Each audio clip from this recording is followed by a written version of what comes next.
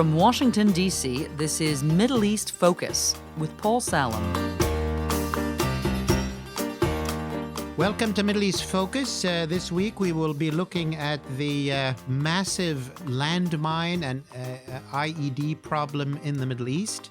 There are millions of unexploded landmines in the Middle East, some of them dating back to the world wars, but obviously many landmines and many improvised explosive devices left over from the Iran-Iraq war, but more recently from terrorist presence like ISIS and civil wars in Syria, Iraq, Yemen, Libya, and elsewhere. The Middle East Institute is actually hosting a big conference about this next week, September 13 in Washington, D.C.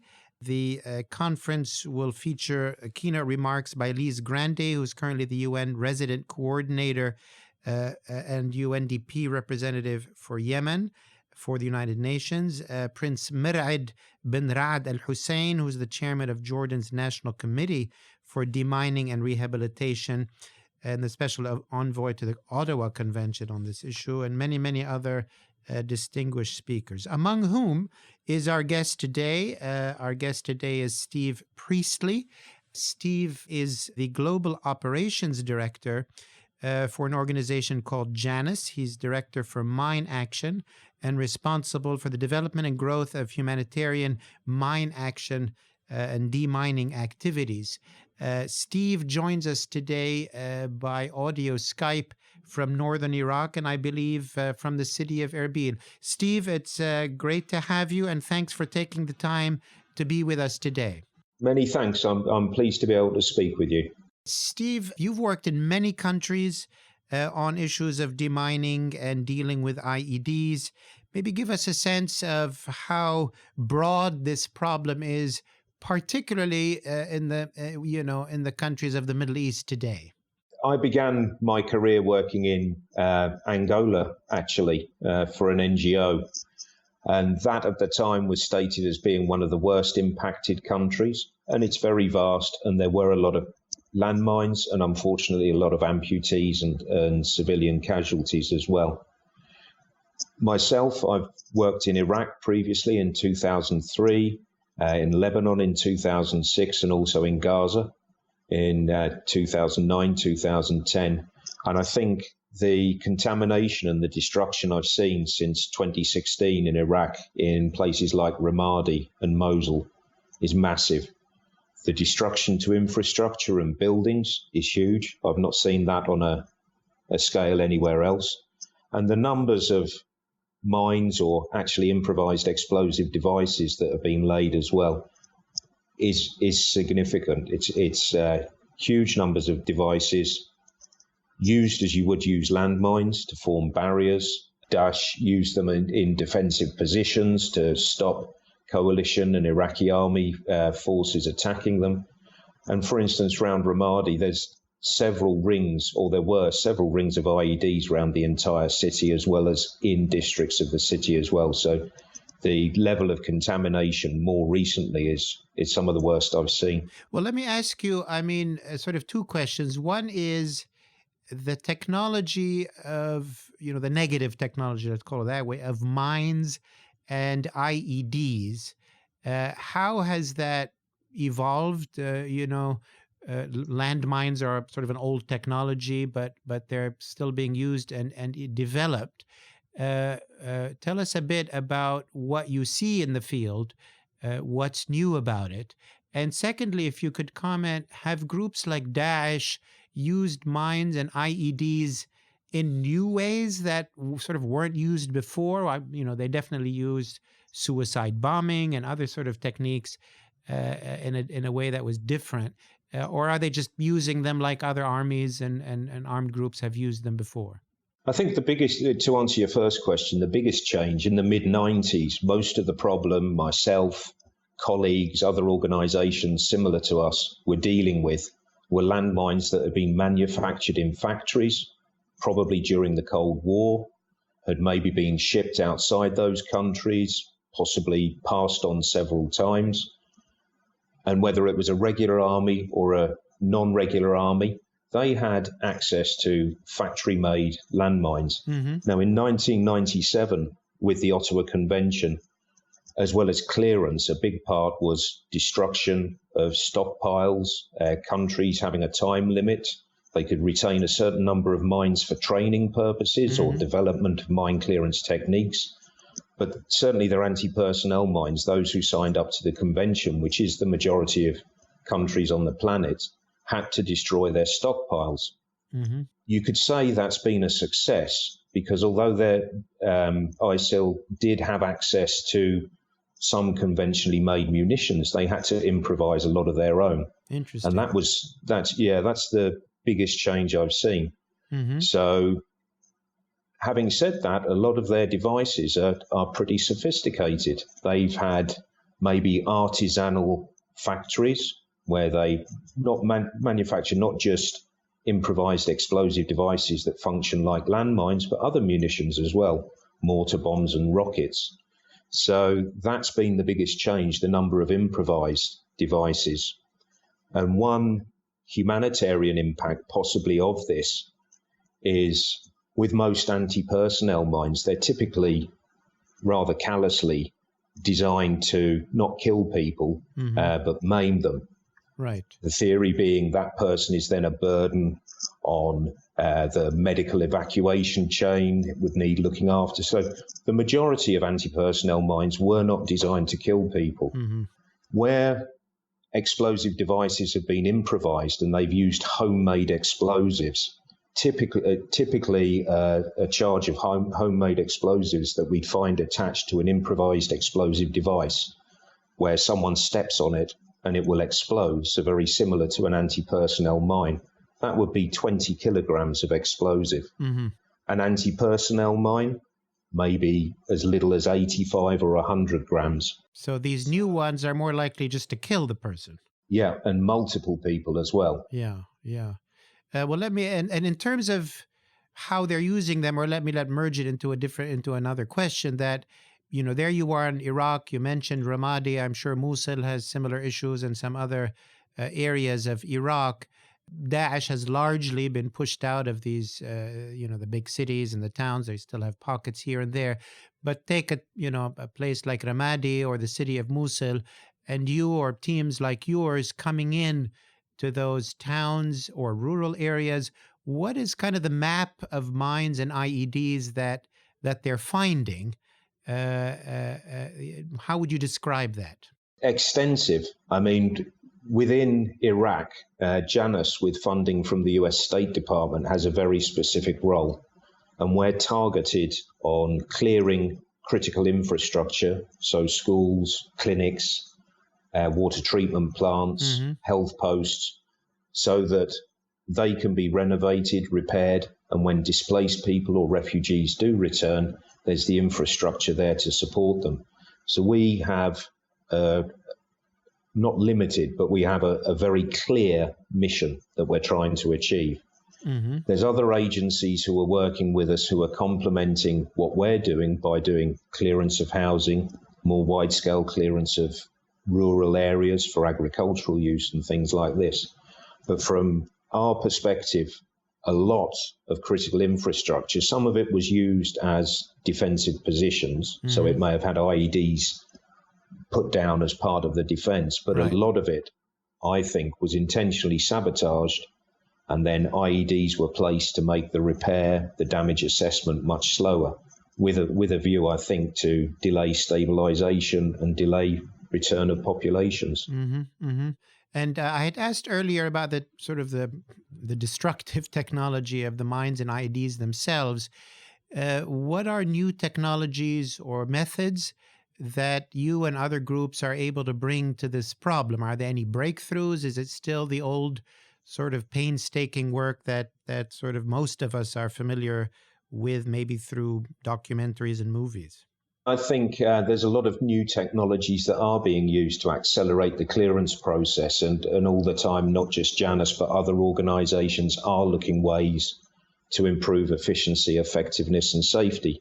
One thing that's been used prolifically in Iraq, possibly on this scale for the first time is the use of UAVs or small drones. Mm-hmm. So where you have housing compounds that may have been booby-trapped, people will put a drone up, have a look behind the front gates, maybe look around the compound. We've done survey of agricultural areas, and you can actually identify individual IEDs in some cases using UAVs. Interesting. In terms of new technologies on the other side, in terms of the threat, in some instances, passive infrared sensors have been used to initiate IEDs. So the sort of sensor that you'd use on a burglar alarm in a house, these have been modified and linked to an IED so that when someone breaks a beam, instead of a burglar alarm going off, there's an explosion. And we actually use quite small hobby-style UAVs with cameras to be able to fly inside buildings as well. So as well as using them in the open for survey, we also do assessments looking for PIRs using UAVs in buildings. And those UAVs also might be used to sort of trip an infrared beam and, so that it'll go off on the UAV, not on a person, or just to look at things? Both, really. I mean, ideally, we'd like to be able to spot any infrared sensors and then develop a plan of how we can neutralize them and deal with them. As you can imagine, it's quite a technically challenging way of initiating an IED to deal with. If the UAV does set it off, then that's not the intent, but at the end of the day, the UAV's very replaceable, and a person doing a search in a similar way obviously isn't. Absolutely. You'd mentioned other organizations operating in this arena, obviously in Iraq, where you are now. Could you give our listeners a sense of sort of the range of those organizations between NGOs, private sector, government, troops or something that are doing this themselves? Yeah, if we use Ramadi as an example, obviously during the fighting to liberate the city, the military had to do clearance of IEDs to be able to control ground, to take ground back. But they're very focused. They're just looking at the minimum clearance they require to be able to carry out their attack. And maybe their standards of clearance, because it's a different risk, they're probably being shot at the same time, is different in terms of clearance to enable civilians to return to that area. So a lot of places will have had some clearance done by the military during combat. There are military units now within the Iraqi army, within the Peshmerga, for instance, in Iraq, and within militias as well, who are doing clearance, either around their positions or checkpoints. And some of them are doing clearance of infrastructure and other things as well. In terms of the completely civilian response, then there's a whole range of organizations from local NGOs and local commercial companies from within Iraq, and then international NGOs and international companies as well. One thing we're finding more and more, which is encouraged by donors, because this is a relatively new threat, is for more experienced international NGOs or companies to team with local organizations with a view for capacity building, training. And unfortunately, because this is not going to be a short-term solution, there will be a residual threat for years to come, that there's capacity established within Iraq to deal with that. And in terms of funding, you did mention the U.S. State Department funding your effort. Do you have a sense of what the international external funding is, and is the Iraqi government, beyond its own, forces in the Peshmerga, are they funding anything themselves? Yeah, I mean, we receive funding through State Department, but there's other nations which contribute to that. So the Canadian government, the Danish government, and previously the German Foreign Ministry use our State Department contracts as a funding vehicle. The United Nations has a specialist arm that deals with IEDs and mines globally called the UN Mine Action Service, and they have they're very active with fundraising. They then issue contracts or grants to organizations. And yes, the Iraqi government is trying to raise funds for clearance so they can contract it themselves. I think the big donor conference in Kuwait in January this year a lot of the requested support was partly to clear cities like Mosul to enable reconstruction. In terms of scale of funding, I don't know, but I know that a lot of people recognise that clearance of IEDs, clearance of mines, that is a prerequisite for other redevelopment to occur. Absolutely. Looking at Iraq, what would where are areas that you can point to?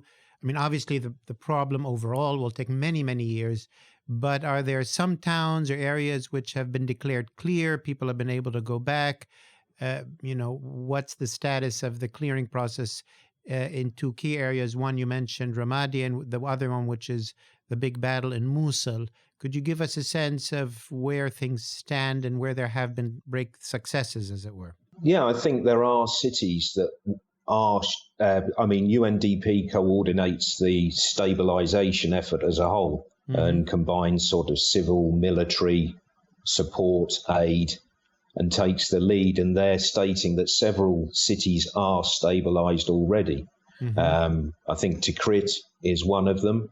Obviously, cities like Ramadi and Mosul are massive. And I think whilst there may be certain parts of Mosul, for instance, on the east side or the left bank, as it's referred to, there was less contamination, there was less destruction. Things have maybe got better sooner there. Obviously, on the west bank in the old city, it's still very, very serious with a lot of damage and contamination. So I think for the larger cities like Ramadi and Mosul, it varies because they are so big. Some districts or highs are probably okay, some are probably very good, and others are still massively affected, possibly with no one able to return to them. In the few minutes we have left, I know you said you worked, I think you worked in the Sinai in Egypt, could you comment on other parts of the Middle East where you've had experience? Maybe tell us what the situation looked like to you in northern Sinai, and if you've had any time on the ground in some other Middle Eastern arenas, what the status was there. Yeah, I actually worked in Kuwait after the first Gulf War, providing support to firefighting. So a lot of the oil wells which had been set on fire had minefields placed around them to sort of hamper the firefighting efforts, and obviously they had to be cleared, or gaps in them had to be cleared before the oil well fires could be extinguished. So that was a big effort challenge. there. Challenge technically, and also because the environment, a lot of the mines in Kuwait were actually under crude oil that had leaked from the oil wells. And then you had cluster bombs and other munitions that have been used overlaid on top of that. I worked in Lebanon for the first time in 2001 in the south. And then the problem was clearance of mines that have been left behind after the IDF withdrew. And then again in 2006, following the war with Hezbollah. And there, the main issue was cluster bombs or submunitions, not so much mines, although these munitions act like a mine. If you touch them or were to step on one, it would detonate. But significant levels of contamination in 2006. And they're the Iraq, Kuwait, and Lebanon are the main countries. I worked in Gaza, and shortly after the fighting ceased in 2009, early 2010, myself and a colleague went into Gaza to do an assessment of UN facilities to enable UN to come in and do a rapid needs assessment. And there, obviously, it wasn't a landmine problem. It was unexploded aircraft bombs, artillery shells, and projectiles that have been launched from ships offshore. So a different type of problem, not a mine problem, but pretty challenging all the same. Unexploded ordnance, yeah, indeed. Well, Steve, first of all, stay safe, and thanks for doing the work that you do.